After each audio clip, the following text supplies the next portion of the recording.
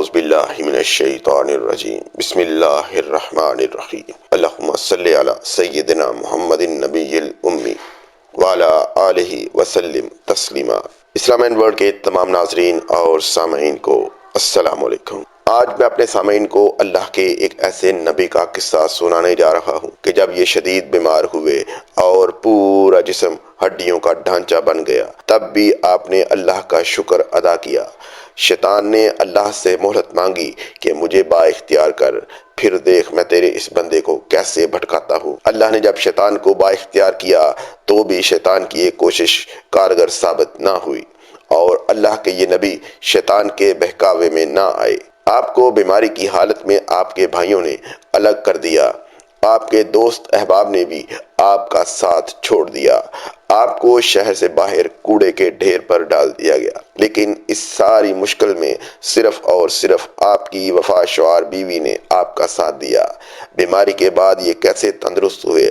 اللہ کے جس نبی کا قصہ آج میں سنانے جا رہا ہوں، ان کا نام حضرت ایوب علیہ السلام ہے۔ آگے بڑھنے سے پہلے آپ سے گزارش ہے کہ جنہوں نے ابھی تک ہمارے اس چینل اسلام اینڈ ورلڈ کو سبسکرائب نہیں کیا، سبسکرائب کریں، لائک کریں، شیئر کریں اور بیل آئیکن کو ضرور پریس کریں تاکہ ہر آنے والی ویڈیو آپ تک پہنچتی رہے۔ یہ 1400 سال قبل مسیح کی بات ہے کہ جب اللہ ذوالجلال نے بنی اسرائیل کے ایک نہایت امیر و کبیر اور صاحب ثروت شخص ایوب کو نبوت سے سرفراز فرمایا۔ اپنے اس برگزیدہ بندے کو پروردگار عالم نے زمرہ انبیاء میں دینی صلابت اور صبر و شکر کا وہ امتیازی مقام عطا فرمایا تھا جو رہتی دنیا تک کے لیے ضرب المثال بن گیا، اور خود قرآن کریم میں اللہ نے بھی ان کے کمال صبر پر مہر ثبت کر دی۔ ارشاد باری تعالیٰ ہے، بے شک ہم نے ان کو بڑا صابر پایا۔ سورۃ الانبیاء اور سورہ صاد میں آپ پر آنے والی سخت ترین آزمائشوں، مصائب و آلام، ان پر صبر و شکر اور انعام و اکرام کا ذکر ہے، جبکہ سورۃ النساء اور سورہ انعام میں دیگر انبیاء کے ساتھ نام مذکور ہیں۔ تورات میں قصہ ایوب علیہ السلام کو بھی یوسف زلیخا کے قصے کی طرح ایک دلچسپ داستان کے طور پر پیش کیا گیا ہے، جبکہ قرآن پاک میں آپ کے صبر و شکر کو رہتی دنیا تک کے لیے مشعل راہ بنا دیا۔ تورات میں حضرت ایوب علیہ السلام کے اس قصے کو یوں بیان کیا گیا ہے کہ ایک مرتبہ فرشتوں نے حضرت ایوب علیہ السلام کی عاجزی و انکساری اور صبر و شکر کی بڑی تعریف کی، جس پر شیطان کو بڑا حسد ہوا۔ اس نے اللہ سے عرض کیا کہ اگر مجھے ایوب کے جسم اور مال و اولاد پر مکمل تسلط عطا کر دیا جائے تو پھر میں دیکھتا ہوں کہ یہ کیسے اپنے صبر و شکر پر قائم رہتے ہیں۔ اللہ تعالیٰ کو بھی اپنے نبی کی آزمائش مقصود تھی، لہٰذا شیطان کو وقتی طور پر یہ حق دے دیا۔ حضرت ایوب علیہ السلام کو اللہ نے مال و دولت، شان و شوکت، محلات و جائیداد، نوکر چاکر اور زائد اولاد سے نوازا تھا۔ شیطان نے انہیں ایک خطرناک بیماری میں مبتلا کیا، پھر ان کی تمام دولت، جائیداد، مال مویشی، نوکر چاکر، حتیٰ کہ اولاد سے بھی محروم کر کے نان شبینہ کا محتاج کر دیا۔ قرآن کریم کی تصریح کے مطابق انبیاء کرام پر شیطان کو تسلط حاصل نہیں ہو سکتا، اس لیے یہ ممکن ہی نہیں کہ شیطان نے آپ کو بیمار کر دیا ہو۔ اللہ تعالیٰ نے حضرت ایوب علیہ السلام سے زائد اولاد سمیت تمام آسائشیں واپس لے لیں اور انہیں طرح طرح کی بیماریاں لاحق ہو گئیں۔ جسم کا کوئی عضو صحیح و سالم باقی نہ رہا، پورے جسم پر بڑے بڑے پھوڑے بن گئے جن میں کیڑے پڑ گئے تھے، کوئی ساتھ نہ بیٹھتا تھا، دوست احباب بھی وحشت کرتے تھے، حتیٰ کہ آپ کو شہر سے باہر کوڑے کرکٹ کے ایک ڈھیر پر ڈال دیا گیا، لوگوں نے ملنا جلنا بند کر دیا۔ ان تمام تکالیف و مشکلات کے باوجود آپ ہر وقت و ہر لمحہ صبر و شکر کے کلمات ادا فرماتے اور یاد الہی میں ہمتاً مصروف رہتے۔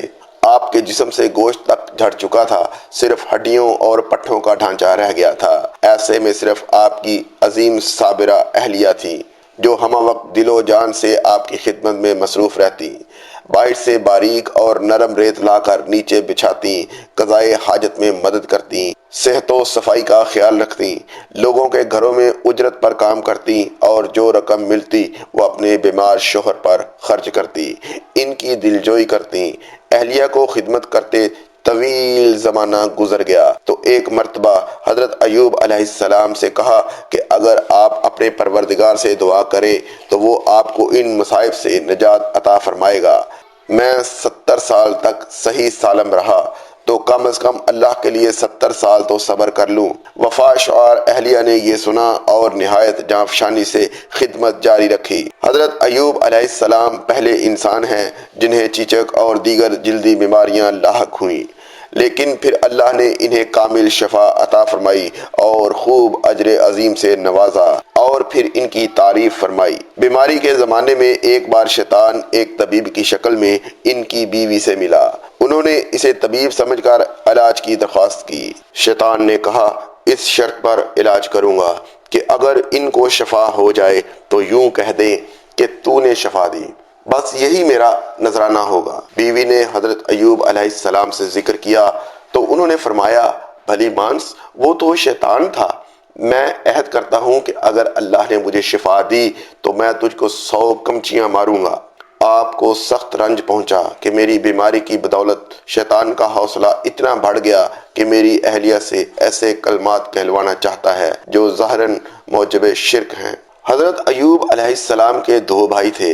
طویل عرصے کے بعد ایک دن وہ ملنے آ گئے، لیکن بو کی وجہ سے قریب نہ آ سکے اور دور کھڑے ہو کر ایک دوسرے سے کہنے لگے، اگر اللہ تعالیٰ ایوب میں کوئی بھلائی یا خیر جانتا تو اسے اس طرح شدید اذیت میں مبتلا نہ کرتا۔ اس بات سے حضرت ایوب علیہ السلام اس قدر غمزدہ ہوئے کہ کبھی کسی بات سے اتنی تکلیف نہ ہوئی تھی۔ آپ نے فوراً بارگاہ الہی میں دعا کے لیے ہاتھ بلند کر دیے۔ ارشاد باری تعالیٰ ہے، اور جب ایوب نے اپنے پروردگار کو پکارا کہ مجھے ایذا ہو رہی ہے اور تو رحم کرنے والوں میں سب سے بڑھ کر مہربان ہے۔ ایک اور جگہ ارشاد فرمایا، ہمارے بندے ایوب کو یاد کرو جب انہوں نے اپنے رب کو پکارا کہ شیطان نے مجھ کو ایذا اور تکلیف دے رکھی ہے۔ اللہ تعالیٰ نے حضرت ایوب علیہ السلام کی دعا کو قبول فرمایا اور حکم دیا، اپنا پاؤں زمین پر مارو، یہ نہانے کا ٹھنڈا اور پینے کا پانی ہے۔ یہ 2 چشمے تھے، ایک سے غسل فرمایا اور دوسرے سے پانی پیا۔ حضرت ایوب علیہ السلام نے بحکم الہی اپنا پاؤں زمین پر مارا، جہاں سے ٹھنڈے اور شیریں پانی کا چشمہ پھوٹ پڑا۔ آپ نے اپنے کمزور اور لاغر جسم کو گویا اس چشمے کے پانی میں ڈال دیا۔ جیسے جیسے جسم پر پانی پڑتا جاتا، جسم میں توانائی آتی جاتی۔ آپ دیر تک نہاتے رہے، یہاں تک کہ مکمل طور پر صحت مند ہو گئے۔ اس وقت ان کی اہلیہ موجود نہیں تھی۔ اللہ تعالیٰ نے حضرت ایوب علیہ السلام کو جنت کا جوڑا پہنا دیا تھا۔ پھر وہ جھونپڑی میں ایک طرف ہٹ کر بیٹھ گئے۔ جب ان کی اہلیہ آئیں تو انہیں پہچان نہ سکی۔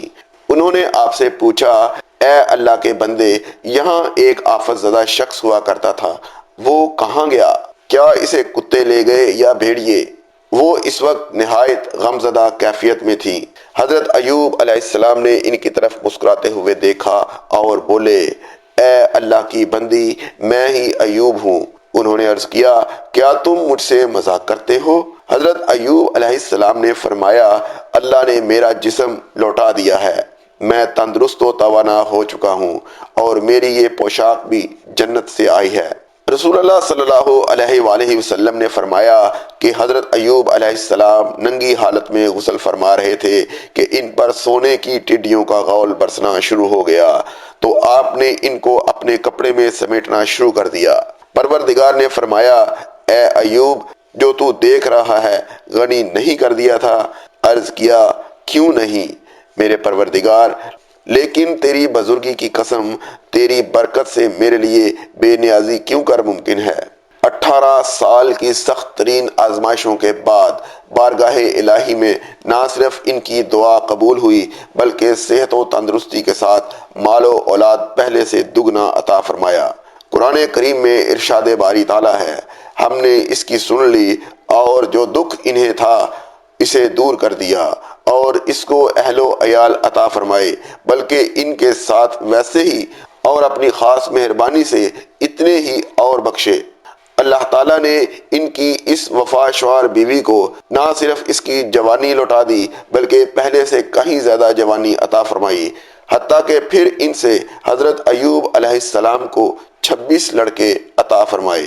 بیماری کے ایام میں اہلیہ نے طبیب کے بیس میں آئے ہوئے شیطان سے علاج کی درخواست کی تھی۔ اس بات پر آپ نے اہلیہ سے ناراض ہو کر انہیں 100 کوڑے مارنے کی قسم کھائی تھی۔ اب صحت یاب ہو چکے، قسم پوری کرنے کی فکر تھی۔ ایک طرف سعادت مند اہلیہ تھی اور دوسری طرف قسم۔ اللہ نے اپنے نبی کی پریشانی دور کرنے کے لیے ارشاد فرمایا، اور اپنے ہاتھ میں تنکوں کا ایک جھاڑو لے کر مار دے اور قسم کے خلاف نہ کر۔ سچ تو یہ ہے کہ ہم نے اسے بڑا صابر بندہ پایا، بڑا ہی نیک بندہ اور بڑی ہی رغبت رکھنے والا۔ حضرت ایوب علیہ السلام مصائب کے بعد سرزمین روم میں مزید 70 سال حیات رہے۔ وما علینا الا البلاغ۔